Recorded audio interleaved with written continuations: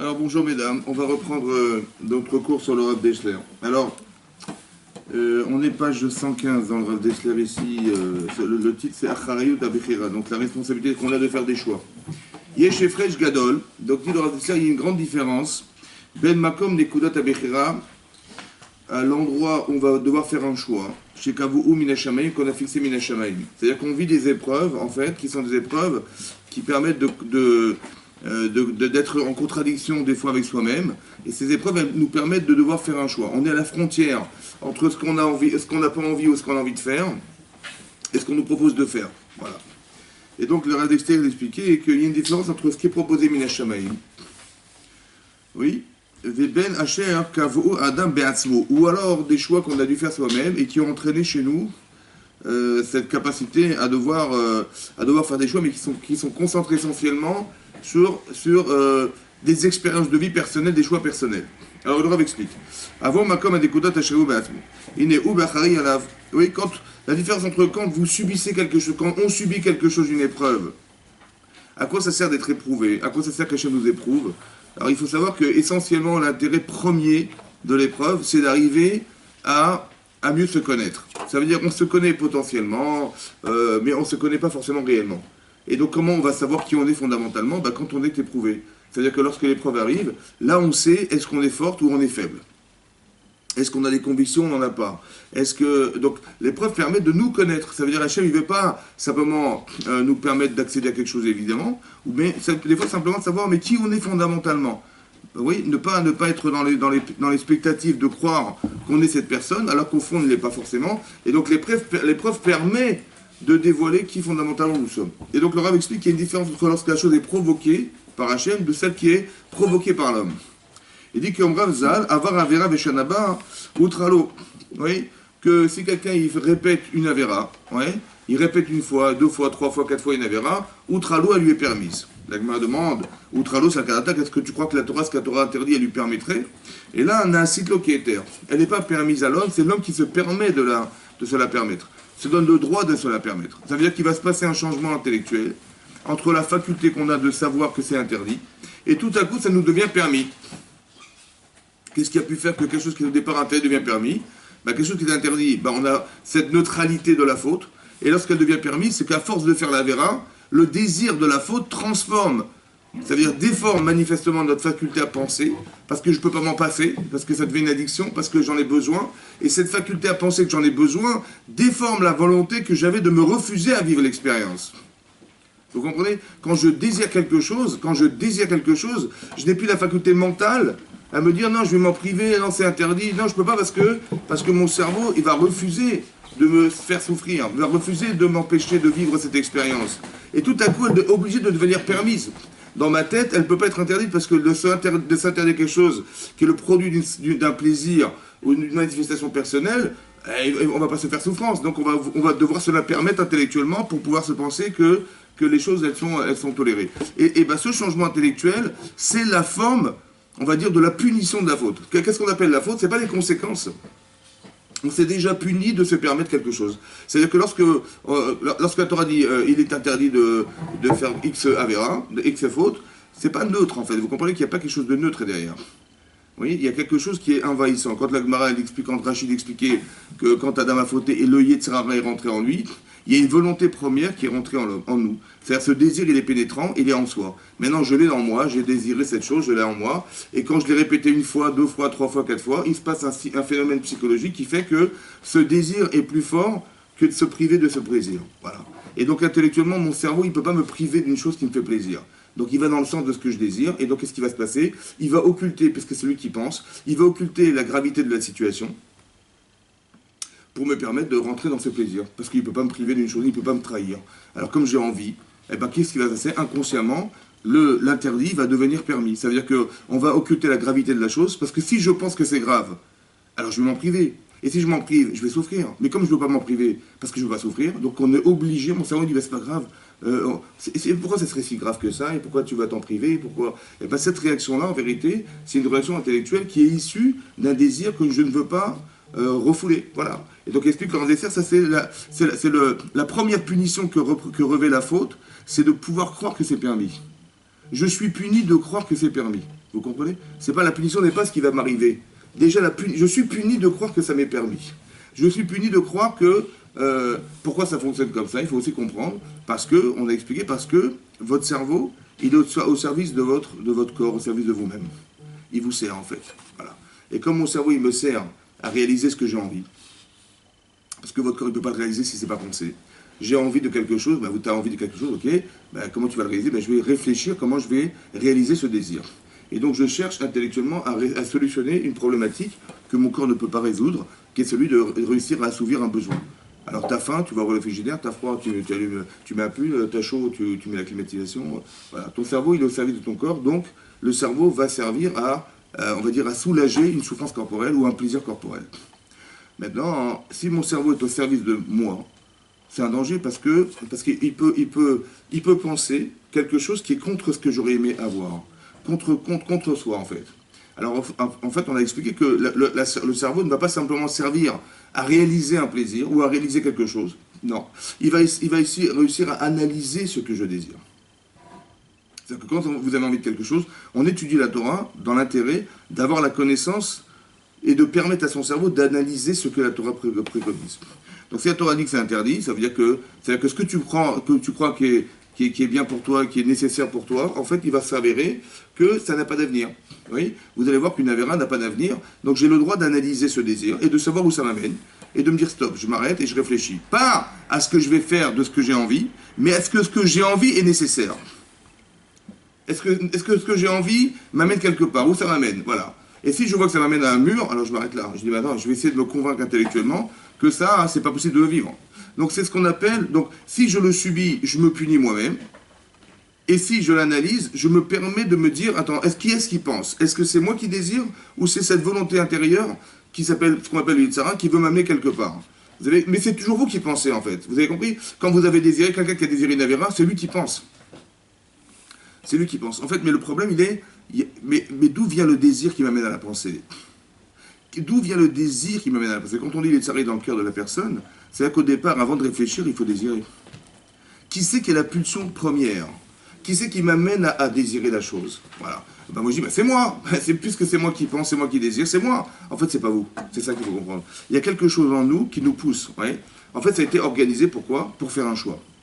Il faut qu'on puisse choisir. La frontière entre ce qu'on me propose et ce que je suis, la frontière, c'est la liberté de faire un choix. Et c'est là que j'existe. Avant, je n'existe pas, et après, je n'existe plus. Avant, je n'existe pas parce que c'est Yitzhara, et après, je n'existe plus parce que je suis prisonnière de ce qu'on m'a proposé. Donc, quand est-ce que j'existe alors? J'existe à la limite, à la frontière de ce désir. Qu'est-ce que tu vas faire de ce qu'on te propose? Qu'est-ce que tu vas faire? Toi, tu crois que c'est toi, en fait, c'est pas forcément toi. Des fois, c'est oui, toi, et des fois, ça n'est pas toi. Alors, il faut réfléchir à ce moment-là, qu'est-ce que je fais? Et le Rav Dessler de faire la distinction entre ce que je subis de ce que j'organise. Parce que tout ce que nous sommes, au final, c'est quoi? Ben, c'est la somme de tous ces choix. Qu'est-ce qu'on est? On est la somme de tous ces choix. Soit des choix subis, soit des choix réfléchis. Voilà, on est notre personnalité, tout ce qui nous compose, en fait, n'est que la somme, le cocktail de tous ces choix. Ou alors, de tout ce que j'ai subi, mon éducation, et je suis ce que mes parents ont fait de moi, je suis ce que la société a fait de moi, et je suis aussi ce que j'ai décidé d'être. Mais c'est la somme de tout ça. Ok? Donc leur désir, il va faire cette différence. Et en expliquant que Pirouche, donc quand on dit que, quand la Gemara, donc Kiddushin dit que quelqu'un qui répète une faute, en fait, elle lui devient permise, la distance entre l'interdiction et la permission, la distance, c'est la faculté à analyser le plaisir que me procure ce que j'ai accepté de faire. La distance, elle est là. Quand j'ai désiré, je me punis en refusant. Donc je vais forcément me le permettre. Vous comprenez ce que je veux dire? Mais ça, c'est ce désir qui va être intellectualisé, qui manifestement me permet plus d'être libre. Pirouche, afalpi chez le revers, karet bederech abrira, j'arrive à vera heteru. Quand quelqu'un il a fait une avéra une fois, deux fois, 10 fois, quand il va transgresser, en fait, il n'est pas, on va dire, ça ne va pas contre ses choix, parce que c'est ce qu'il a décidé. Seulement il en est victime. Comme des addictions, ou comme des gens qui ont des addictions dans la vie, est-ce qu'on peut leur reprocher, mais pourquoi tu l'as fait? Non. Quand la Gemara d'expliquer que quelqu'un qui répète une avéra, oui, elle devient permise, mais aussi c'est marqué que En Adam Choté, un homme ne faute, et la Imken, si ce n'est que Nichne Sabo était rentré en lui Ruach Shtut. la Gemara Chachamim ont bien compris que derrière une addiction, il y a un shtout, il y a une folie. Donc si la personne est folle, est-ce que je peux lui dire, mais pourquoi tu l'as fait? Ça ne sert à rien d'essayer de remettre en cause ce qu'il a fait, puisque de toute façon, il était fou. Ça va donc, ça ne remet pas en cause sa Bechira, puisqu'il n'a pas choisi, vous comprenez? C'est pas un choix personnel, c'est un choix engagé. Il est engagé, il ne peut pas choisir. Il ne peut plus choisir. Donc ce que dit le Rav d'Esther, c'est qu'à ce niveau-là, on n'est plus dans un choix personnel. On ne peut pas nous reprocher d'avoir agi de la sorte. Parce que de toute façon, c'était programmé pour être de cette manière. La personne, elle est programmée pour, elle a désiré être. Et donc, maintenant qu'elle est folle ou qu'elle est désireuse, comment on peut l'empêcher? On ne peut pas l'empêcher. Il n'y a rien qui peut l'empêcher. Et donc, Mikol Makom, Achari, mais quand même, il est responsable. Donc, quel style de responsabilité il peut avoir? Il dit, en fait, le problème, il n'est pas au niveau de ce qu'il a fait, oui, parce que ce qu'il a fait, il ne peut pas le contrôler. Mais pourquoi tu t'es mis dans cette problématique? Pourquoi tu es rentré, tu as accepté de répéter et de refaire et de rentrer dans la suffisance? C'est ça qu'on lui reproche. On ne lui reproche pas d'avoir fait parce qu'il n'est pas contrôlable. Mais par contre, pourquoi tu es rentré dans ce jeu? Pourquoi tu es rentré dans ce jeu? Voilà. Pourquoi tu es rentré là-dedans? Vous voyez, chez Zé, Garamlo l'avait d'un Ergesh Aïsour. Parce que le fait d'avoir désiré, ça lui a retiré la sensation que c'était grave. Avant, c'était interdit, maintenant, ça devient permis. Mais qu'est-ce qui a fait ce changement? Ben, c'est le désir qui l'a fait. Mais pourquoi tu es rentré dans quelque chose qui va détériorer ce sentiment? Au début, tu avais de la hirachami. Au début, tu disais, mais non, ça se fait pas, c'est honteux. Et tout à coup, ça devient permis. Qu'est-ce qui s'est passé entre les deux? Mais le désir est déformateur de la sensibilité de l'interdiction. En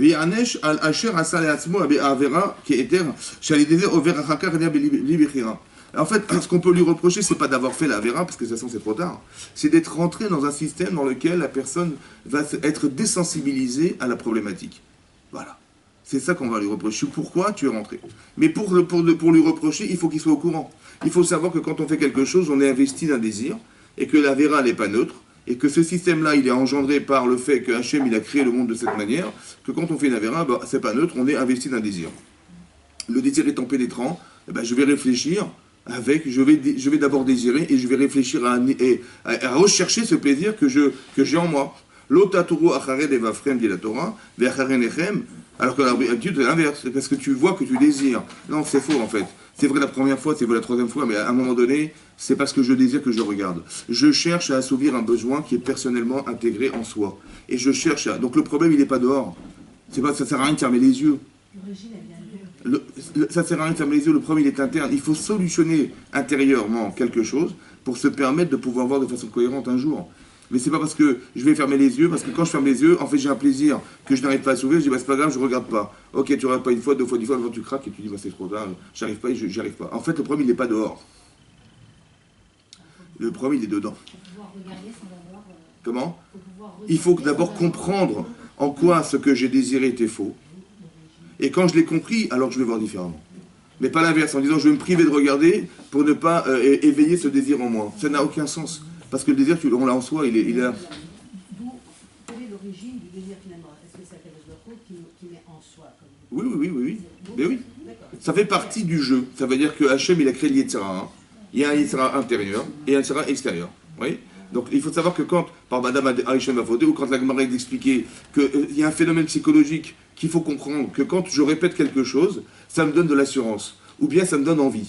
C'est comme ça. Quand vous faites une chose pour la première fois, vous tremblez, deuxième fois vous avez le trac, etc., mais la quatrième fois, la dixième fois, la quinzième fois, vous avez de l'assurance. Mais d'où vient l'assurance? Bah oui, la répétition. Mais quel phénomène il peut y avoir de répéter qui fait que, ou de la saturation, je sais pas, vous mangez des pizzas 3 fois par jour pendant 5 jours, vous n'en pouvez plus. Pourquoi on est saturé des choses? Ouais, d'où vient la saturation? C'est Mina Shamaim, c'est-à-dire qu'on ne supporte pas de répéter des choses. Ou bien on se construit en répétant. Ou bien on a des envies qui vont être nourries par la répétition. Mais il se passe bien quelque chose entre l'acte et le sentiment. Il se passe quelque chose. Il se passe qu'il y a une sorte de désir qui a été créé par ce qui existe et par ce que j'ai décidé et qui va pénétrer la personne. D'accord? Et la personne, en fait, elle peut soit être prisonnière du bien, soit être prisonnière du mal. Et même lorsqu'on est prisonnière du bien, c'est pas sûr qu'à un moment donné, il faut comprendre que lorsque vous êtes chomeret Shabbat, vous êtes une femme tsanoua, vous avez des choses qui sont acquises déjà, votre niveau de Bechira, il n'est plus au niveau de ce que vous savez faire ou de ce que vous êtes habitué à faire. Il va être au niveau de la frontière, de nouveau. Vous avez atteint un niveau, ça ne s'arrête pas, il y a encore un autre niveau à atteindre. Et le niveau à atteindre, d'où je le connais parce que Yetzirah, il va me dire, mais tu vois, je vais avoir un doute.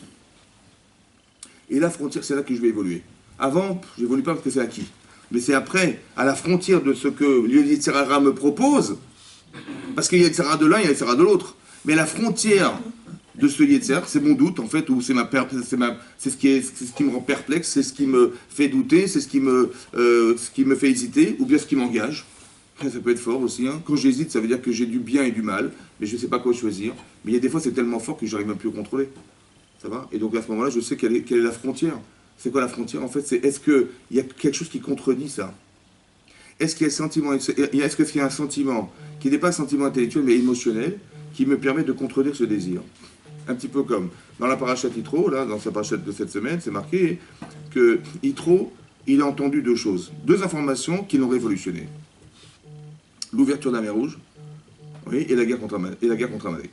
Bon, on ne va pas rentrer dans le détail de pourquoi il a été bouleversé par ces deux situations, mais en tout cas, il en reste qu'il est parti donc du royaume de Pharaon, il était ministre, et il est descendu dans le désert du Sinaï pour aller retrouver les Israël le jour du matin de Torah. On est Yom Kippourim, mais il dit, voilà, il va dire à Moshe, voilà, je me convertis, voilà, je veux me convertir au judaïsme. Qu'est-ce que fait Moshe Rabbeinu? Il le prend dans sa tente, Vayavo est là, il l'a fait entrer dans sa tente, Veissa Perlo. Et il lui raconte voilà, tout ce qui s'est passé, et tout ce qu'il a entendu, et tout ce qui s'est passé pour nous, et tout le bienfait qu'Hachem nous a fait dans le désert, et la sortie d'Égypte, et tout ça. Et c'est marqué là-bas que Vaïchad, il a eu des frissons, Yitro. Il a dit Baruch Hashem, Asher Itzil Etrem. Grâce à Dieu, Dieu vous a sauvé des mains de l'Égypte, il vous a sorti d'Égypte. Alors la question c'était, qu'est-ce que la Torah vient de nous raconter ces détails? Je veux dire, il est rentré dans sa tente, il lui a raconté des choses, en quoi ça nous concerne? Et à part ça, aussi de comprendre en quoi ça nous concerne de savoir qu'il a eu des frissons. Je veux dire, c'est personnel, c'est quelque chose qu'on ne raconte pas. Qu'est-ce que la Torah vient de nous raconter de choses pareilles? En fait, on a compris que l'idée c'est ça. En fait, Yitro c'est un intellectuel, Yitro c'est un philosophe, Yitro c'est un penseur. Le problème, c'est que dans l'idée, il faut savoir que le désir est plus fort que la pensée. Le désir est plus fort que la raison. Le problème, c'est que si Yitro est un intellectuel et que demain il va y avoir un Yetzer Hara émotionnel, évidemment que l'émotion va balayer la raison. Alors Moshe Rabbeinu, il a bien compris que ça ne suffira pas de savoir. Parce que la connaissance, elle ne suffit pas. Il faut qu'on ait une connaissance émotionnelle. Ça veut dire que demain, on va me proposer quelque chose d'interdit. Ou on va me pousser à faire quelque chose que je devrais faire, mais qu'on va me pousser à ne pas faire. Mais il faut que j'ai l'émotion qui va contrecarrer cette émotion. J'ai pas envie de me lever. Bon, j'ai pas envie. Ou alors on va me pousser à faire une avéra. On va me faire désirer quelque chose que j'ai pas le droit de faire. Il faut que derrière j'ai une volonté. Cette volonté est articulée par un désir. Il faut que quand je vais lui raconter, dit Moshe Rabbeinu à Yitro, il faut qu'il ait des frissons. Ça veut dire qu'il va ressentir ce que je vais lui dire. Sa peau va frissonner. Ça veut dire que son corps est en adéquation avec son cerveau. Et dès l'instant où j'ai créé le lien entre le cerveau et le corps, la personne existe. Mais si il n'y a pas de connexion, ça veut dire que mon cerveau il sait, mais mon corps désire autre chose, et qu'on sait que ce que je désire est plus fort que ce que je pense, je vais me faire avoir et je vais tomber dans le panneau. Vous avez compris, je n'aurai pas le choix que de faire l'avéra. Il faut que j'ai le choix. Comment je vais désirer ce choix?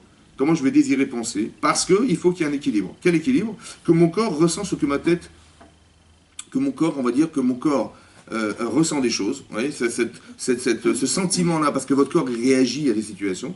Comme la Gemara dans Sanhedrin, elle dit que quand à 120 ans on monte dans le ciel, on juge le corps et la neshama. Bon, mais si le corps est neutre, le corps n'est que l'articulation de la pensée, qu'est-ce qu'on va juger le corps?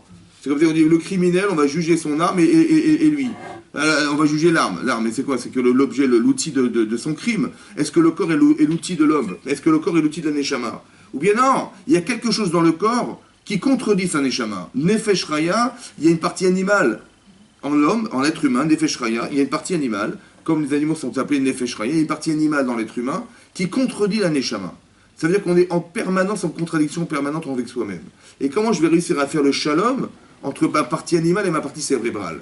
C'est ça. Donc le Yetzer Hara, il va s'articuler essentiellement sur cette partie qui est de mon corps. Il faut que j'ai des sentiments, que je ressente quelque chose qui va contredire un sentiment animal. Vous avez compris? Et ça va me permettre d'être en adéquation avec ce que je sais. J'étudie la Torah, je suis un philosophe, je suis un penseur, vous voyez? Mais il peut y avoir des penseurs qui font des scandales. Il y a des hommes politiques qui en font des scandales. Mais comment ça peut être cohérent? Comment quelqu'un qui a fait ELENA, qui a fait des grandes écoles, qui est d'une intelligence exceptionnelle, il est capable de tomber dans des travers pareils? Parce que la contradiction se comprend, parce que nous sommes contredits par nous-mêmes. Nous sommes des êtres qui sont composés d'une contradiction qui est animale et mentale. Et cette contradiction, elle peut organiser derrière le fait qu'on puisse être intelligent et à la fois tomber dans les travers de ce que mon corps me renvoie. Et la Bechira, ça va être de dire quoi? Comment je vais pouvoir choisir, puisque c'est plus fort que moi, puisque le désir est plus fort que la passion, que la pensée. Comment je vais réussir à faire? Il faut que la pensée soit articulée par un désir. Il faut que je tremble ou bien que j'ai désiré, que j'aime. Que si j'aime, alors je ne peux pas transgresser ce qui m'amène à détruire cet amour. Que si j'ai peur, ben ça me protège de devoir transgresser ce que je désire. Vous comprenez? C'est pour ça qu'il y a la Havat Hashem et il y a la Hirat Hashem. Pourquoi? Parce que Hashem, c'est une notion virtuelle. Mais il faut que tu désires pour ne pas trahir. Il faut que tu aimes pour ne pas trahir ce que tu vas aimer. C'est pas possible. Mais si j'aime pas, bah, ça ne change rien, vous comprenez? Ça ne change rien. Donc c'est pour ça que Moshe, il s'est acharné sur le fait que je vais lui raconter jusqu'à ce qu'il ait des frissons. C'est-à-dire que son corps ressent quelque chose. Il faut qu'il y ait un frein, il faut qu'il y ait un désir, il faut qu'il y ait une pulsion. Laquelle? Celle de ce que je vais lui dire. Quand on raconte à ses enfants, c'est pareil. Vous avez compris pourquoi peut-être il y a peut-être une mitzvah de raconter la Gadat Pessah à ses enfants? Pourquoi à ses enfants? Parce que l'homme est un enfant. Nous sommes des enfants qui ont un cerveau et notre corps c'est un enfant. Alors si j'arrive à convaincre mon enfant, peut-être que j'arriverai à me convaincre moi-même. Vous comprenez? C'est pour ça que je raconte. Je raconte à mes enfants parce que si j'arrive à les convaincre, alors je suis capable de me convaincre aussi parce que mon corps est un enfant. Et que si j'arrive à convaincre un enfant, je peux convaincre l'enfant qui est en moi. Et ça c'est important que vous compreniez qu'il y a une partie de soi qui nous est étrangère entre guillemets. Il faut bien distinguer entre ce que vous pensez de ce que vous êtes. Et c'est pour ça il va falloir qu'il écoute, mais qu'il ait des frissons. Ça va? Parce qu'on est des intellectuels, on pense, mais il faut aussi savoir que, malheureusement, le désir est plus fort que ce que vous pensez, et donc il faut que la pensée soit aussi outillée d'un désir, aussi outillée d'un sentiment, ce sentiment. Et c'est ce sentiment-là que vous défendez, qui va vous permettre d'agir ou de refuser. C'est là que se construit la Bechira. C'est là qu'on existe fondamentalement. C'est là qu'on existe fondamentalement. Mais si on a des connaissances, ça va? On étudie la Torah, on écoute des shiurim, mais on ne ressent rien. Quand on sort d'ici, on ne ressent pas. Il n'y a pas quelque chose qui s'est passé dans notre cœur. Alors on n'est pas outillé pour pouvoir se battre contre l'extérieur. C'est-à-dire que de construire des gens n'est pas d'informer des gens. Construire, c'est d'arriver à transmettre une information qui va être émotionnellement touchante. Et là, je suis construit parce que je ressens ce que j'ai entendu. C'est ça pourquoi on dit parler à l'oreille des gens. C'est que marqué Tessaper Beozne Bincha, pour raconter à l'oreille. Je ne vais pas raconter au pied des gens. C'est quoi l'oreille des gens? C'est que ça rentre dans l'oreille. C'est-à-dire qu'il y a quelque chose qui est pénétrant, qui n'est pas rentré dans mon cerveau, mais qui est aussi rentré dans mes oreilles. Il y a mon corps qui est aussi investi de ce que j'entends. Quand quelqu'un vous dit, mais tu comprends, ou des fois vous allez répéter 10 fois la même chose à quelqu'un, il va toujours faire le contraire. Je dis, mais ça fait 10 fois que je te répète, tu m'énerves. Ça fait 10 fois que je te répète. En fait, le problème, il n'est pas intellectuel. Il est que ce que vous dites n'est pas émotionnellement touchant. Alors il faut parler à l'émotion de la personne. Ça va? Et pour que la personne puisse écouter ou faire le choix de vous entendre, eh ben, il faut que la personne soit touchée émotionnellement. Mais moi, si je suis rigoureuse, ou je suis de façon, comment je le dis, de façon sèche, ben, il n'y a pas d'émotion dedans, ou il y a peut-être une émotion mais qui n'est pas sensibilisée, ou il y a bien quelque chose qui fait que je lui dis d'une telle manière qu'elle n'a pas envie d'entendre, eh ben, elle ne va pas écouter. Vous avez compris? Pas qu'elle n'a pas compris, elle a très bien compris la personne, hein, seulement elle n'a pas envie d'entendre. Parce que ce désir n'est pas présent. L'émotion que je renvoie est une émotion qui renvoie l'idée de ne pas vouloir entendre. C'est l'inverse, vous comprenez? Donc il y a même la forme qui compte dans ce que vous allez faire et de ce que vous allez dire. En tout cas, il en reste qu'il y a une différence fondamentale entre ce que j'ai choisi de faire, de ce qu'Hachem me fait subir. Voilà. Et le rêve d'expliquer qu'on est responsable, pas de ce qu'on subit, parce que c'est pas nous, mais on est responsable de ce qu'on a engagé dans nos choix. Parce qu'on n'est pas en train de subir un choix, on est en train de le fabriquer. Et ce que je vais être, c'est ce que je fabrique, c'est ce que je décide, c'est ce que j'ai accepté. C'est pas pareil. Tout en sachant qu'il y a une influence dans mes choix, évidemment. Mais donc c'est ce qu'il explique le Rav, il dit que Omnam ara shenitraner bo adam velo yada'a afucho. Il est basé qui était shenishba. Si quelqu'un il a fait des erreurs dans sa vie sans avoir la connaissance de ces erreurs. Quand par exemple on n'a jamais dit à un enfant que c'était interdit de faire de la médisance. Jamais. À la maison on fait du lachon hara toute la journée, on parle des uns des autres. Et puis bon, lui il croit que c'est... On n'a jamais dit que c'était grave. Ouais, jamais. Donc lui il a grandi comme ça. Bon. Et puis un jour il rentre, il rentre dans une synagogue, on fait un cours sur le lachon hara, il fait pardon, mais c'est très grave, le lachon hara, la maison c'est très grave. Je dis bon c'est très grave, mais nous on a toujours été habitués à vivre comme ça. Nous on vit en écrasant les autres. Hein. C'est comme ça, à la maison on nous raconte les voisins, les machins, les patrons, c'est comme ça. Bon, mais ainsi il a fait du lachon hara. Il est comme un Tinok chez Nishba, comme un enfant pris en captivité qui n'est jamais pas su qu'il était juif. Vous avez compris? C'est la même démarche. Est-ce qu'on peut lui reprocher maintenant de faire du lachon hara? Non. Parce que pourquoi? Parce qu'il n'est pas construit pour vivre le contraire. C'est comme l'inverse. J'apprends un enfant à être pur, à être droit, à être juste, à être honnête, tout ça. Donc je lui donne des valeurs fortes, d'accord? Bon, est-ce qu'il va dire du mal? Quand il va sortir dans la rue, il va voir quelqu'un qui est orthodoxe, il voit quelqu'un dans la rue qui est juif sans kippa. Moi je me souviens, mes enfants ils disaient, c'est un goy. Il dit, je crois que c'est un goy. Si on n'a pas de kippa, c'est qu'on n'est pas juif. Vous comprenez?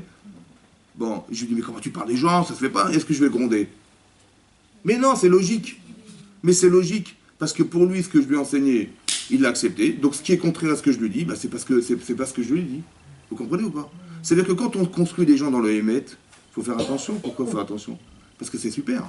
Le problème, c'est comment c'est perçu chez la personne. Parce que lui, il dit, mais ce que mon père m'a dit, ce que le Rav m'a dit, ce qu'on m'a dit à l'école, c'est la vérité.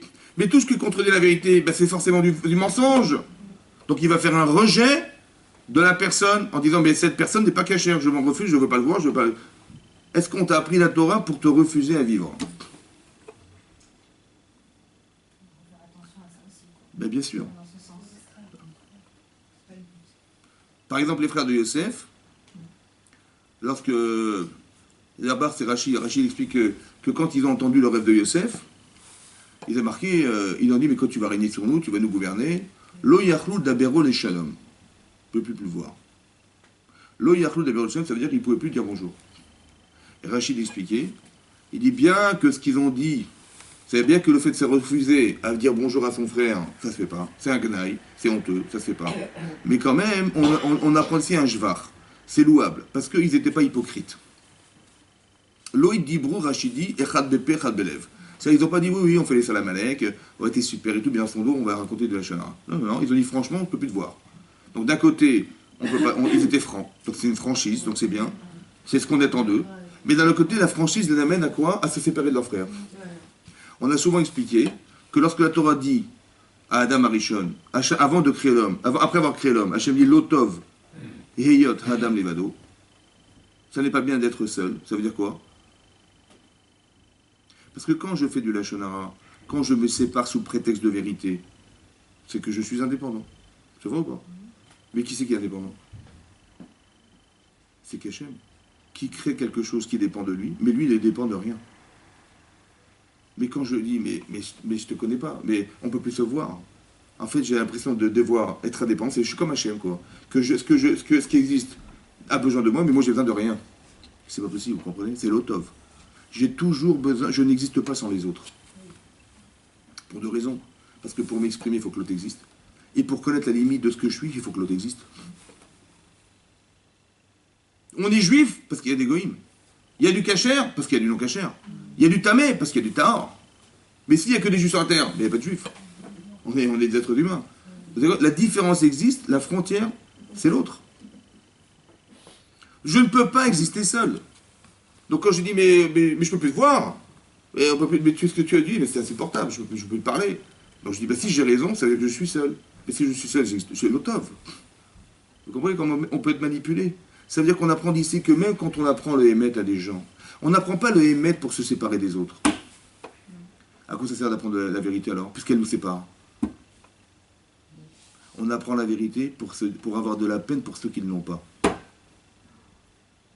Mais pas pour se séparer. Vous comprenez? C'est-à-dire que si l'autre, je vois l'autre qui est défaillant, je sais que c'est faux ce qu'il dit. Ça va? Deux choses à apprendre. Forcément, Yosef, il va faire du Lachon Hara sur ses frères. Vous savez pourquoi? Parce que quand vous apprenez la vérité aux gens, par réflexe, ils vont critiquer ce qui se passe dehors. C'est comme ça. Donc il ne faut pas vous étonner. Il ne faut pas vous dire, mais comment, attends, mais c'est quoi cette Torah que je t'ai pas pris la Torah pour que tu dises Lachon Hara? C'est quoi cette histoire-là? Mais c'est normal qu'ils parlent comme ça. Parce que quand vous avez créé du clair, vous avez créé quelque chose de propre, et bien il est dégoûté par ce qui est sale. C'est comme ça. Après, jusqu'à ce qu'ils comprennent que ce qui est sale, ça peut s'expliquer, ça peut se comprendre, il y a une logique. Et qu'au lieu de critiquer ce qui est sale, pourquoi tu ne veux pas corriger ce qui est sale? Vous comprenez? Pourquoi tu ne veux pas modifier ce qui est sale? Vous avez compris ce que je veux dire? C'est-à-dire que dans nos choix, il faut savoir que quand on éduque des gens dans la vérité, il faut surtout ne jamais en être victime. Victime. Il faut l'utiliser au service d'eux, mais jamais être victime. Et ça, c'est le choix de ma Bechira. C'est comme un petit peu comme Rabbi Shimon Bar Yochai, il va rester 12 ans enfermé dans une grotte, enterré dans la terre. Bon.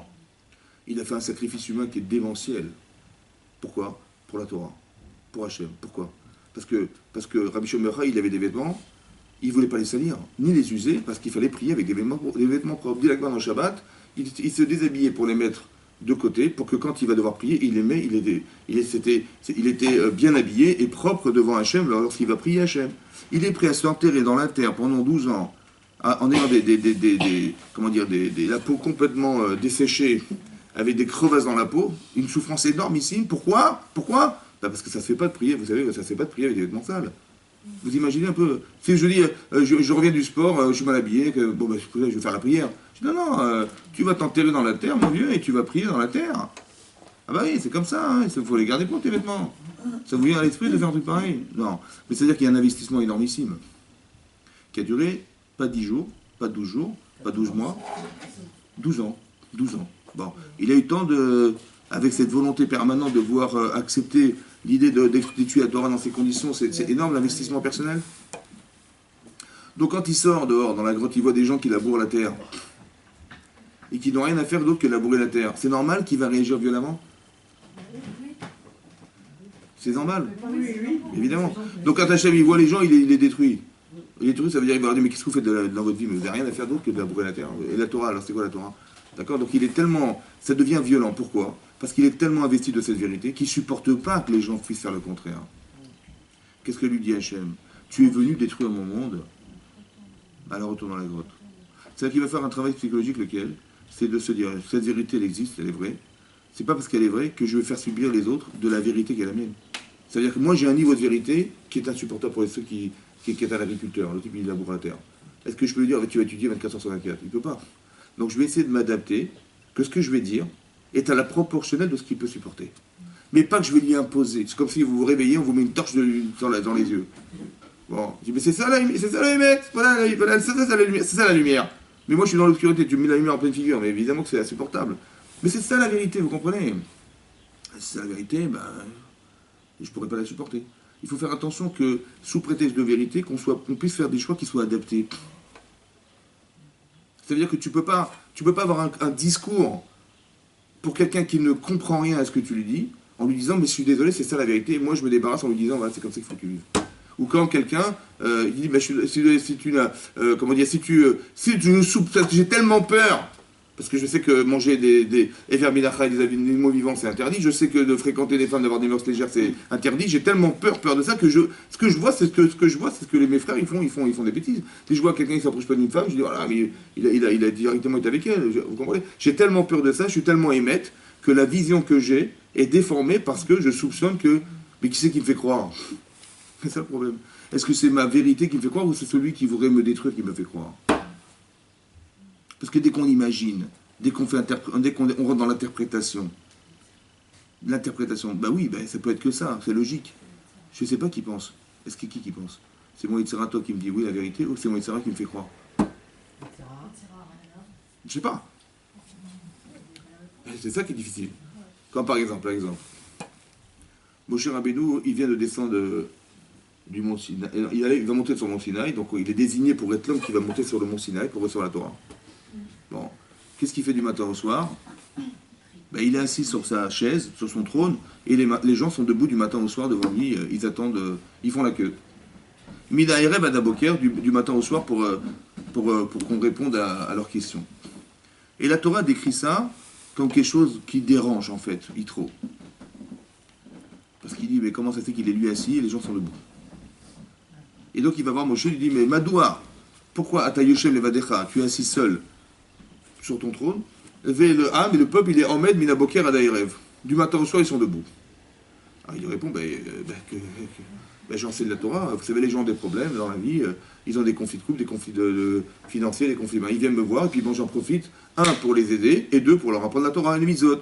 Ça va? Bon, il lui dit, Lotov, Machata aussi. C'est pas bien ce que tu fais. J'ai pas compris. Et j'enseigne la Torah aux gens, je te rappelle, je renseigne la Torah aux gens, et je dis aux gens, il dit Lotov. Lotov.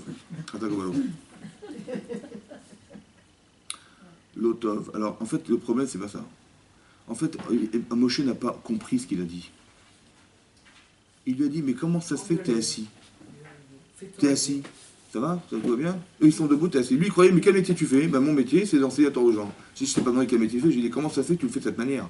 Tu es assis, c'est ce que dit Rachid. Rachid dit, mais c'est un bisayon. que lui soit assis devant, et les gens sont debout du matin au soir. Comment ça se fait que Moshe n'est pas sensible à ce qui se passe et qu'il n'a pas entendu ce message? C'est vrai qu'il a dit, mais pourquoi tu es assis? Et eux, ils sont debout. Je suis assis parce que j'enseigne aux gens et je ne veux pas rester. C'est comme le médecin qui est seul dans sa ville, il y a 3000 personnes, et les gens font la queue. Et je me dis, tu comprends, mais tu laisses des queues comme ça, les gens ils attendent. Et je dis, je peux rien, je suis seul, je suis désolé, je suis tout seul. Et moi, je supporte les gens, qui me supportent aussi, c'est comme ça. Hein. On s'argumente des situations pareilles pour se dire, mais on n'est pas fauteur. Il dit, mais comment ça fait que tu es assis, toi, et tu supportes de voir les gens debout? J'y peux rien. Je suis tout seul. Donc il ne peut pas comprendre ce qui se passe. Pourquoi? Parce qu'il est tellement investi d'un désir de faire ce qu'Hachem lui a demandé, c'est-à-dire d'enseigner la Torah aux gens, qu'il a cru qu'il était seul à devoir le faire. Et comme il est investi personnellement à devoir le faire, il a pris sur lui, il a juste compris que c'était lui et seulement lui qui pouvait le faire. Qu'est-ce que lui dit, comment il s'appelle? Qu'est-ce qu'il dit trop? Il dit l'otov. Pourquoi c'est l'otov? C'est quoi l'otov? Hein? Ça veut dire quoi l'otov? Pas en français. Qu'est-ce que ça veut dire c'est pas bien? Je vais en français. Qu'est-ce que ça veut dire c'est pas bien? Ça veut dire quoi c'est pas bien? C'est quoi qui est tov? Yetzer? Atov. Qui c'est qui est ra? Qui c'est qui est l'otov? Tu sais quoi? Le Yetzera, des fois, il va venir te voir avec des périodes comme ça. Il va te dire, mais vas-y, assieds-toi, vas-y, fais attendre les gens. Mais oui, c'est normal, il faut enseigner la Torah. Il faut enseigner la Torah. Et tu te rends même pas compte, en fait, les gens sont debout. Du matin au soir. Mais quelqu'un qui a fait la queue pendant 10 heures et qu'il a eu de sa réponse au bout de 10 heures, il va revenir, il a des questions, monsieur, il a des questions ou il n'a plus de questions? Il n'a plus de questions. Donc toi, tu vas t'user la santé parce que tu vas supporter un travail qui est insupportable, et eux, ils vont s'user en disant, attends, si c'est pour attendre 10 heures, j'ai plus de problème. Et tu te rends même pas compte que toi, tu vas enseigner la Torah, mais les gens, ils vont jamais venir chez toi. C'est ça l'otov. Mais moi, je crois que c'était ça qu'il fallait faire, Yitzaratov. Donc je dis, mais bien sûr, je m'investis à fond. Et bien Dieu m'a demandé, mais évidemment. Mais tu te rends même pas compte que la forme, elle est insupportable pour ceux qui la subissent. Alors qu'est-ce qu'il faut faire? Je dis, je sais pas. Elle dit, ce que tu vas faire, tu vas déléguer. Tu vas prendre des sarés à la film. Des sarés à la film, c'est des gens qui sont des rabbanim par milliers, par centaines, par cinquantaines, par dizaines. 600 000 personnes, divisé par 1000, ça fait 600. Par 10, ça fait 6000. Par 12, ça fait 50 000. Ça fait 50 000. Et par 50, ça fait 12 000. Ça fait 78 600 personnes, quoi. Tout simplement. Ça veut dire qu'on va remplacer Moshe Rabbeinu par 78 600 personnes qui vont le remplacer. Ça veut dire qu'il a remplacé 78 600 personnes. Bon, on va gagner et qu'il va se reposer un petit peu. C'est-à-dire que les choses compliquées, il sera là. Et les queues, il n'y en aura plus. Parce que j'ai une question, je vais taper à la porte en face et il y a un rave, je pose une question. On va éviter la queue et on va éviter l'affaiblissement de Moshe Rabbeinu. L'otov, ça veut dire que tu peux être victime de ta vérité. Et tu crois que c'est toi. Et il n'y a que toi. Et c'est comme à la maison, on ne peut pas déléguer, parce que si je ne le fais pas moi, qui c'est qui va le faire? Et celui qui va le faire, est-ce qu'il va bien le faire? J'ai tellement peur, j'ai laissé moi tranquille, je fais tout seul. Et on se rend malade. Vous avez compris? Parce qu'on ne peut pas déléguer, parce que c'est trop difficile. Qui me dit qu'il va réussir? On est tellement émette que la moindre écart, c'est plus la vérité. Et donc j'ai plus confiance. Et j'ai plus confiance, mais comment je vais déléguer? Je peux pas déléguer. Et je fais tout toute seule, et je deviens folle, quoi. Parce qu'il y a trop, après j'ai trop de travail, et je vois ça. Et on croit qu'on est dans la vérité, parce que de toute façon déléguer c'est pas possible. Et je suis seul à faire, donc je suis seul à faire, il n'y a que moi dans cette maison. Vous avez compris? Voilà. Et le problème c'est que c'est ça. Après on a tellement peur que ça se fasse mal. Au lieu d'apprendre aux gens à faire, on dit non, on va rien apprendre, ils vont se rater. Vous avez compris le choix de Bechira? Ça veut dire que des fois, on est des fois manipulé, malheureusement. Autant dans le faux que dans le vrai. Donc il faut trouver juste la frontière. C'est ça qui est important, de trouver la ligne d'or entre ce qui est vrai de ce qui est faux. C'est pour ça que Moshe, il a écouté son beau-père. Il a écouté son beau-père et il a fait exactement comme il a dit. Il a marqué, il va Ishma, l'école Chotno. Il a entendu la colle. Il n'a pas entendu ce qu'il a dit. Il a entendu ce qu'il a voulu dire. Au début, il a dit, écoute ma voix. Je vais t'expliquer. Ça veut dire qu'il y a la parole et il y a la voix. La parole, c'est ce qu'il a dit. La voix, c'est ce qu'il a voulu dire. Quand il a dit, mais qu'est-ce que tu fais? Pourquoi tu es assis? Il a dit, mais il a cru qu'il a dit, mais pourquoi tu t'assois? Ils sont debout. Mon métier, c'est de répondre aux gens. Ouais. En fait, il n'a pas entendu ce qu'il a voulu dire. Ce qu'il a voulu dire, mais c'est comment ça se fait que tu es assis toute seule et les gens sont debout du matin au soir. Tu vois pas qu'il y a un problème? C'est ça qu'il a voulu dire. C'est ça le col. Quand on dit, écoute la voix de ta femme, ou la voix de ton mari, c'est pas d'écouter ce qu'il a dit ou ce qu'elle a dit. Écoute ce qu'elle a voulu dire, qui n'a rien à voir avec ce que tu croyais. Tu m'as dit ça. Moi j'ai cru ça, mais j'ai pas voulu dire ça. Vous avez compris, le kol dans la Torah, la voix dans la Torah, c'est ce qu'elle a voulu dire la personne. Quand on dit Hachem, il a dit dans le Mont Sinaï, il a dit sur Mont Sinaï, Aseret Adibrot, c'est quoi Aseret Adibrot, les 10 paroles, les 10 commandements. Est-ce qu'on a vu des paroles? On a vu des sons. Ça veut dire qu'on n'a pas entendu ce qu'il a dit, on a entendu ce qu'il a voulu dire Hachem. Qu'est-ce qu'il a voulu dire en disant « Je suis ton Dieu qui t'ai fait sortir d'Égypte » Il n'a pas dit « Vous êtes mes serviteurs dorénavant. Je vous donne la Torah, vous êtes mes serviteurs. » Il a dit ça Hachem? Non. Il n'a pas dit non plus « Je suis votre Dieu ». Non plus. Il a dit « Je suis le tien ». Est-ce que vous entendez ce qu'il a voulu dire Hachem? Quand il nous arrive quelque chose, nous on croit qu'on est à Paris, on fait partie d'un ensemble. Non, non, tout ce qui nous arrive, c'était que pour moi. Vous avez compris? Il faut savoir qu'il m'a dit, je suis ton Dieu, qu'est-ce que je dois lui répondre? Pas tu es Dieu, tu es le mien. Pas tu es Dieu. Tu dis, bah, Dieu il est grand, Dieu il est super, Dieu il est juste. C'est pas ça que je veux te dire. Je veux dire que tu es le mien. Ah, c'est pas différent. C'est-à-dire que ce qui m'arrive me concerne exclusivement. Hachem, il m'a téléphoné à moi. Pas qu'il a fait, il est arrivé quelque chose, j'ai eu une information, et puis j'ai su l'information. Non, non, il m'a téléphoné, écoute bien ce qui va se passer. Il m'a téléphoné à moi. Il a dit, je suis ton Dieu, tu dois dire, on doit dire, tu es mon Dieu, tu es le mien. Pas tu es Dieu. La différence, c'est que, est-ce qu'on est concerné ou on n'est pas concerné? Si c'est Hachem, on n'est pas concerné, c'est Hachem. Mais si c'est mon Dieu, c'est différent. C'est-à-dire, il m'arrive un truc une fois, il m'arrive 2 fois, il m'arrive 10 fois, il m'arrive 100 fois, mais c'est grâce à Dieu que ça m'est arrivé. Donc je dis, je vais avoir des réflexes vis-à-vis d'Hachem, parce que c'est pour moi qu'il a fait. Pas qu'il a fait parce qu'il est juste, parce qu'il est grand, parce qu'il est ce que vous voulez. Vous comprenez la différence? Soit c'est neutre, soit c'est personnalisé. Si c'est neutre, ça ne me concerne pas, donc quand ça va pas, je dirais, il est où Hachem? Il est où Hachem? Mais quand ça m'a touché personnellement, c'est différent. Je construis des personnes. Et on construit des gens en ayant des réflexes, en ayant des sensibilités. Parce que tout le monde a vu les plaies d'Égypte. Personne ne peut occulter le fait qu'on ait vu les plaies d'Égypte. Personne ne peut occulter le fait que le Nil est devenu du sang, que les grenouilles sont rentrées dans les fours, que les bestioles ont attaqué, que les poux, pas les maris, les poux, ils ont touché les Égyptiens, ils ne nous ont pas touchés du tout, ouais, etc., etc. Tout s'est passé, le virus de la lèpre, il ne nous a pas touchés. C'est impossible. Donc par eux, il a vu ça, il devait fou, parce qu'il dit, mais attendez, eux, ils n'ont rien été. Donc il a vu qu'on avait quelque chose de spécial. On a tous vu la même chose, et pourtant on a râlé. Certains ont râlé devant le devant la mer Rouge. Et il y a des gens qui ont prié. Vous avez compris? La différence, elle est là. Soit tu dis, Hachem, il est extraordinaire. Il est extraordinaire. Il est juste. Il est grand. Il est ce que vous voulez. Là, il est grand parce qu'il a jugé l'Égypte et il nous a libérés. Ou tu dis, non, Hachem, il m'a libéré. C'est pour ça qu'il a jugé l'Égypte. Il m'a libéré, c'est pour ça qu'il a frappé l'Égypte. Ou bien il a frappé l'Égypte pour me libérer. Donc là, il a fait quelque chose pour moi, Chazak ou Balour. Et là, qu'est-ce qu'il va faire? Il n'a rien fait là. Là, ils arrivent, ils vont nous massacrer là. Il est où Hachem? Vous avez compris? Là, il est intervenu, là, il n'est pas intervenu. On t'a pas demandé de penser ce qu'il est capable de faire. Et tu dois penser ce qu'Hachem il fait pour toi. Et quand je vois que ça arrive là, à cette situation, je dois faire appel à lui. Parce que manifestement, je ne peux rien faire. Quand je suis dans l'incapacité à faire un choix, parce que manifestement, qu'est-ce que tu vas faire? Tu vas rentrer dans l'eau? Tu vas rentrer dans le désert, tu vas te battre, tu ne peux pas te battre. Tu n'es pas un guerrier, tu peux pas. Alors donc, on ne peut pas demander des fois dans une situation de pareil, tu vois bien que tu ne peux rien faire. Arrête de te ronger le cerveau et l'estomac en disant mais qu'est-ce qu'on va faire? Comment on va faire? Quoi on va faire? De toute façon, il n'y a rien à faire. Ça sert à rien de ton côté, il n'y a rien à faire. Donc qu'est-ce que tu dois te dire? Tu dis, si cette situation a été créée, c'est la situation dont on parle grave, Dessler. Je subis une situation, je suis devant la mer Rouge, à droite, à gauche, le désert, et j'entends les galops des chevaux qui arrivent sur moi. Qu'est-ce que tu peux faire? Qu'est-ce que tu peux faire? Rien. Tu veux te battre? Tu as perdu d'avance. Si je mets moi et je mets le guerrier, perdu d'avance. Si je mets moi et je mets la mer, perdu d'avance. Si je mets moi et je mets le désert, perdu d'avance. C'est juste ou c'est faux? C'est ça qu'on nous attend. C'est ça qu'Hachem avait pensé que je raisonne. C'est ça qu'il fallait que je dise. Que je dise, il y a moi et la mer. Il y a moi et le désert. Il y a moi et les guerriers. Mais moi je suis pas un guerrier. C'est ça que je devais dire. Alors ça veut dire qu'Hachem il m'a mis là, pourquoi faire?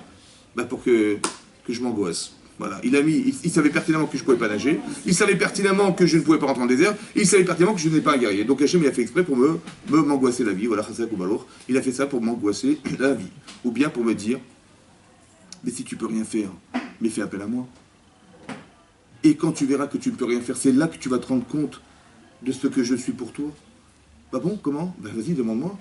Et ben je lui ai demandé, bah sauve-moi, je t'en prie, sauve-moi, il va voir la mer rouge. C'est-à-dire une chose que j'aurais jamais pu imaginer, vous avez compris? Ça veut dire qu'Hachem, il construit des situations. Un, pour nous montrer nos limites.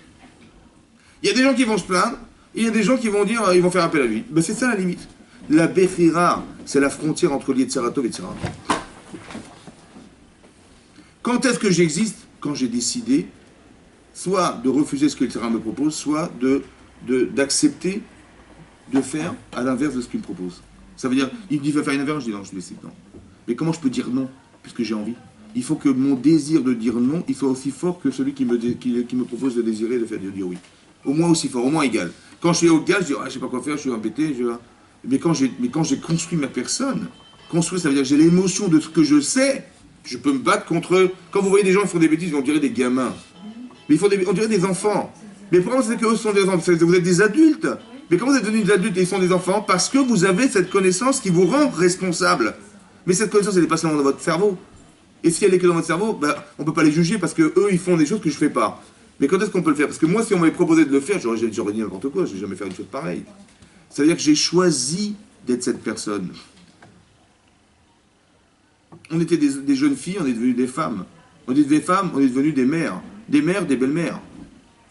Mais est-ce que la belle-mère et la grand-mère, c'est la même que la petite jeune fille? Non, c'est pas la même. Mais non, mais il s'est passé du temps, c'est pas grave. Non, j'ai construit ma vie. Parce que d'être une jeune fille, c'est quelque chose que je peux savoir. Je peux savoir qu'on peut être une mère de famille. Mais qu'est-ce que c'est d'être une mère? Ben, c'est de vivre cette expérience d'être mère. Quelqu'un qui a... Si moi je demande à quelqu'un de m'expliquer comment elle était sous la roupa et de me le dire verbalement et de me faire ressentir ce qu'elle a ressenti sous la roupa le jour de son mariage, ben, j'entends, mais je ne peux pas le comprendre parce que je ne peux pas le vivre. Donc la jeune fille, elle ne peut pas être dans l'expérience de celle qu'il a vécue. Il faut devenir cette femme pour pouvoir dire, bah oui, j'ai eu ce bonheur, vous comprenez? Et de devenir mère de famille pour la première fois, c'est un bonheur qu'on ne peut pas comprendre. Ça ne peut que se vivre. Ça ne peut pas s'expliquer. C'est la limite des mots, vous comprenez? Voilà, c'est la limite des mots. Mais quelque part, on ne peut pas. Donc c'est pour ça que j'explique que tant que je ne l'ai pas vécu, je ne peux pas juger. Mais si j'ai vécu ça, ou alors, je me dis, attends, on est au-dessus de ça. Ça veut dire que j'ai des sentiments qui m'empêchent de tomber dans le sentiment inversé. Ben, si on vous demande, je sais pas, vous n'avez pas d'argent, on vous dit, tiens, ben, allez voler une baguette à la boulangerie. Bon, c'est possible ou pas? Je dis, ben, pour rien. Il y a des gens qui me disent, ben, j'avais faim, je suis passé, j'avais faim, et puis j'ai pris la baguette. Des fois, j'avais un peu faim, j'ai pris la baguette. Et il y a des gens qui disent, mais tu me coupes le bras, je prends la baguette. Parce que c'est une chose que je ne peux pas faire. Comment je peux manger quelque chose que j'ai volé? Comment je peux priver quelqu'un de quelque chose qu'il a fabriqué lui-même pendant des heures et moi je vais manger en 2 minutes? Ça n'arrive pas. Ce sentiment-là, il est contraire à ce que je vais faire. Je ne peux pas le faire. Mais c'est même mon corps qui le refuse. Vous comprenez? Je ressens quelque chose qui m'empêche d'agir. Il y a des gens qui vont dire, bah, si tu peux pas. Pourquoi? Parce que j'ai pas... C'est comme vous voyez des petits jeunes en scooter. Ouais. Qu'est-ce qu'ils font? Ils sont deux sur le scooter. Ils voient une petite vieille ou un petit vieux avec son portable. Et l'autre, il descend de sa moto. Il lui donne un coup sur la tête. Il prend le portable. Il dit, ouais! Il est content! Ben, ça part à ça. L'autre, il est par terre, un petit vieux par terre. Et lui, il dit, mais t'as pas honte de voler des vieux comme ça? La petite vieille, il prend son sac, elle le retient. C'est ça qu'elle le traîne par terre avec la moto. Il est comme ça, il traîne par terre la vieille. Mais c'est normal, c'est la part d'assa. Vous comprenez? Il faut vivre dans la vie. D'accord? Et comment je vais faire, moi? Hein? Bon, alors? Bon. Mais il n'y a pas de contradiction. Parce qu'il ne voit pas la vieille, il voit le portefeuille. Et il y a là de l'argent, je n'ai pas d'argent, ben... C'est comme ça. Mais il ne faut pas voir l'argent, il faut voir la personne. Si tu avais une fois dans ta vie aidé une petite vieille à porter des sacs lourds, et que tu as vu combien tu l'as réconfortée, elle t'a fait un sourire extraordinaire, et tu as vu combien tu as peiné pour elle, et combien elle était heureuse que tu l'aies soulagée, est-ce que tu peux l'agresser? C'est parce que le bien existe que le mal existe. Mais s'il n'y a pas de bien, il n'y a pas de mal. Vous comprenez? C'est pas grave. Comment tu veux choisir si le bien n'existe pas? Il faut que ça soit bien. Mais pour ça bien, c'est pas seulement bien dans ta tête. Parce que tu dis, bah oui, c'est vrai, ça se fait pas. Mais j'avais pas le choix. Il faut pas que tu penses ça. Il faut que tu penses que ce que tu fais, ce que tu penses, doit être insupportable de le vivre. Mais insupportable, c'est dans l'émotion. Il faut que tu te protèges de faire des choses pareilles. Donc il faut qu'on apprenne la Torah, on apprenne les choses. Quand on dit à nos enfants, quand on enseigne des choses à nos enfants, On n'est pas dans la formation simplement. On dit, ben allez, je lui ai dit, c'est le code de la route, le code pénal, il faut que tu fasses le code pénal à la famille, c'est comme ça, il faut respecter les lois, il faut respecter les trucs. Mais sans mettre d'émotion à l'intérieur. Donc la personne ne vit pas, elle sait, mais elle ne vit pas la chose. Pour choisir, il faut vivre. Parce qu'à un moment donné, tu vas être à la frontière entre, on va dire, mais est-ce que tu existes vraiment? Ben, exister, c'est de choisir. Et comme tout ce que je suis, en fait, tout ce que vous êtes, tout ce que nous sommes, c'est quoi? Ben, c'est la résultante de ce qu'on va faire de nous. C'est-à-dire, tout ce que vous êtes, vous ne l'avez pas choisi. Vos parents non plus, l'endroit où vous êtes né non plus, l'âge que vous avez, l'année où vous êtes né non plus, rien n'est à vous. Donc tout ce que vous êtes, votre intelligence, votre sensibilité, d'être une femme, votre couleur de peau, votre taille, tout ça, c'était choisi par Hachem. Ça va? Votre caractère, pareil, tout pareil. Et tout ce qui existe autour de nous, c'était la création d'Hachem. Ce que nous sommes que le produit d'une volonté d'Hachem. Et tout ce qui existe n'est que la création d'Hachem. Donc si je fais quelque chose, si je vois quelque chose, si j'entends quelque chose, si je décide quelque chose, si j'ai compris quelque chose, je dois, parce que mon Hachem est dans le cerveau, je comprends, je vois grâce à lui, j'entends grâce à lui, je parle grâce à lui, je me mouvoie grâce à lui, tout grâce à lui. Et tout ce qui existe, c'est lui. Tout ce que je suis, c'est lui, et tout ce que je vois, c'est lui. Donc qu'est-ce qu'on est nous? On est la porte de Pantin. Mais qu'est-ce qu'on est nous? Alors on est quoi? Puisque j'ai vu, bah ouais, c'est grâce à Dieu. T'as compris? Bah ouais, c'est grâce à Dieu. T'as vu, c'est grâce à Dieu. T'as vu? T'as entendu? Bah oui, c'est grâce à Dieu, parce qu'il s'est évadoré. C'est grâce à Dieu. Donc on est grâce à Dieu. Hein? Vous avez compris que tout ce qui nous reste, c'est de choisir de faire de soi quelque chose. Qu'est-ce que tu fais de ça? Voilà, on t'a donné tout ça, qu'est-ce que tu fais avec? C'est ça la Bechira. Bah soit tu construis, soit tu détruis. C'est ce qu'il veut dire. Voilà. Et quand tu choisis de construire, alors il faut avoir les émotions qui vont avec. Parce que Sarah, il va s'acharner pour t'empêcher. C'est ça la frontière, vous comprenez? La frontière de sa liberté. Ça veut dire qu'il faut que quand on parle, que tout ce qui est acquis déjà, alors on aura le salaire d'être dans le Hémet. Mais il faut que tu comprennes que l'évolution, que j'évolue, c'est lorsque mes doutes vont se déclarer. Et c'est ça que la simcha que j'ai d'avoir des doutes, c'est de dire, mais c'est là que j'existe. Quand j'aurai solutionné ces doutes. C'est-à-dire que quand j'aurai retiré toutes les peurs que j'ai en moi, c'est là que j'aurai évolué. Parce que quand je suis rassuré, il n'y a pas d'Etzera. Et quand j'ai peur, tout à coup, je me dis, mais tiens, mais comment je vais faire et comment je vais... C'est là qu'il faut intervenir. C'est là que je dois être content et contente de me dire, mais c'est là que ma vie démarre. Parce que quand j'aurai solutionné mes peurs, j'aurai gagné. Vous avez compris? J'aurais pas subi ce qu'on m'a proposé et j'aurais été moi-même capable, avec ce que je suis, de faire de moi quelqu'un qui vaut la peine de réaliser sa vie. Vous avez compris? C'est ça l'enjeu en fait. C'est ça l'enjeu de la Bechira. Donc soit on a reçu cette éducation et donc on va dire bah, c'est normal. Quelqu'un qui a été dans la Torah, qui est dans une école juive, il y a des choses qu'il ne fera jamais plus, c'est terminé.